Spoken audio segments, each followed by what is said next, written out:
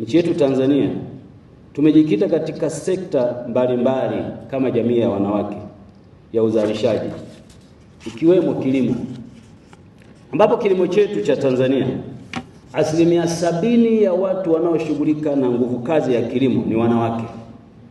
Kwa tukizungumza food security au national food security, usalama wa chakula nchini, usalama huo anaotengeneza ni mwanamke, kwa sababu 70% ya nguvu kazi iliyo kwenye sekta ya kilimo ni mwanamke.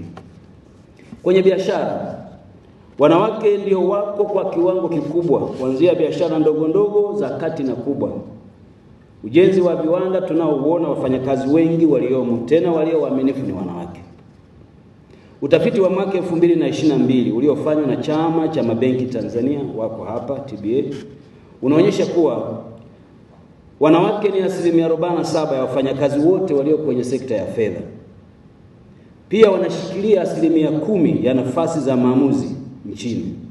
Wanawake huchangia pato la taifa. Takwimu zinaonyesha vile vile kuwa zaidi ya 35% ya uchumi wa Tanzania hutokana na juhudi ama jitihada ama jasho la wanawake kwenye taifa letu. Na kwa sababu hiyo 35% ya uchumi wetu ni zao la mikono ya wanawake. Hongereni sana. Yaani pamoja na mazingira yote tulionayo, lakini bado 35% ya pato la taifa ni mikono ya wanawake. Kwa kushirikiana na wadau wengine, serikali ya awamu ya 6 chini ya uongozi wa Dr. Samia Suluhu Hassan, Rais wetu wa Jamhuri ya Muungano wa Tanzania, imeendelea kuchukua hatua mbalimbali za makusudi ili kutatua changamoto zinazomkabili mwanamke na hivyo kuchochea maendeleo yake.